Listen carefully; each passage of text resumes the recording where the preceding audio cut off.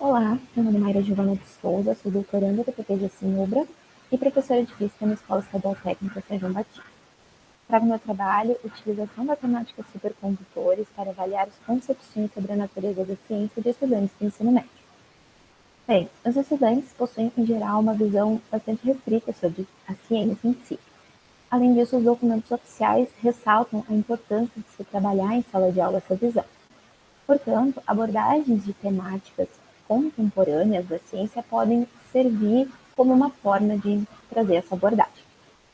Entre elas, tem-se então os supercondutores, que foram utilizados na pesquisa, aliados à epistemologia de Laudin, através de unidades de ensino potencialmente significativas. A epistemologia de Laudin traz que o progresso científico se dá por meio da resolução de problemas, onde esses problemas têm, então, um peso relativo e, portanto, a avaliação das teorias é uma questão de comparação.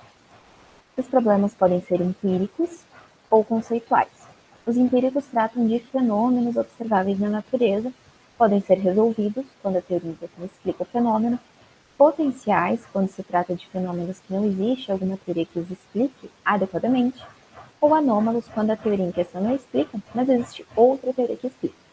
Os conceituais estão relacionados à estrutura das teorias, podendo ser internos, quando a teoria apresenta alguma inconsistência, ou externos, quando ela é incompatível com alguma outra teoria que seja amplamente aceita. A supercondutividade trata-se de um estado em que alguns materiais entram a partir de uma certa temperatura, chamada temperatura crítica, onde esses materiais deixam de oferecer resistência à passagem de corrente elétrica, abaixo de certas temperaturas. Existem os supercondutores do tipo 1 e do tipo 2. Os do tipo 1 são os supercondutores de baixas temperaturas, justamente por possuírem baixíssimas temperaturas críticas. Eles apresentam o efeito Meister de aprisionamento das linhas de indução magnética e são explicados através da teoria BCS pelos pares de Cooper. Os supercondutores do tipo 2, descobertos depois, são supercondutores chamados de altas temperaturas por possuírem temperaturas críticas um pouco mais elevadas. Eles não apresentam efeito Meister e também não podem ser explicados pelos pares de Cooper na BCS, tratando-se então, conforme Laudin, de um problema potencial por não existir ainda alguma teoria que os explique adequadamente seja amplamente aceita.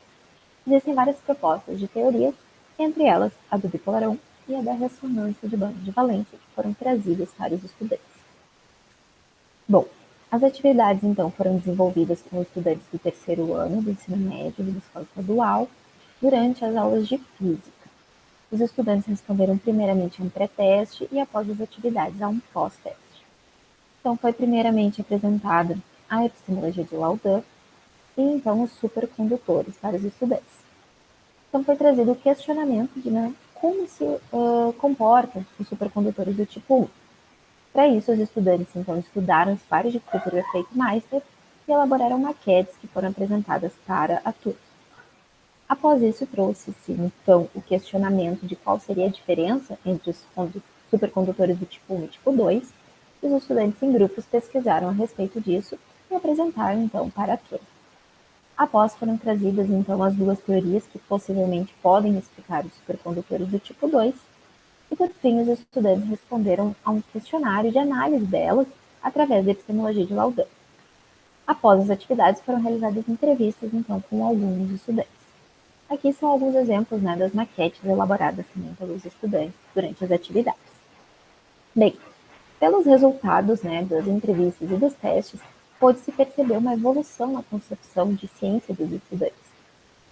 Primeiramente, em relação à mutabilidade da ciência, haviam algumas afirmações com as quais os estudantes deveriam concordar ou discordar.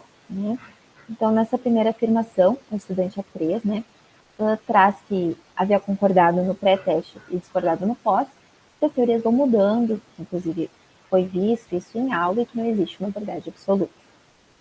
Tratando-se da ciência ser composta por diferentes teorias, com outra afirmação, o estudante A2, então, diz que ficou surpreso com isso durante as aulas, de que uma teoria não era imediatamente abandonada, de que existiam mais de uma teoria. O estudante A1 também falou que viu várias teorias durante a aula para explicar o mesmo fenômeno, e inclusive menciona a teoria do Laudin, a epistemologia dele. Então, esses resultados indicam um crescimento nas concepções dos estudantes. Aqui são as referências. Muito obrigada pela atenção.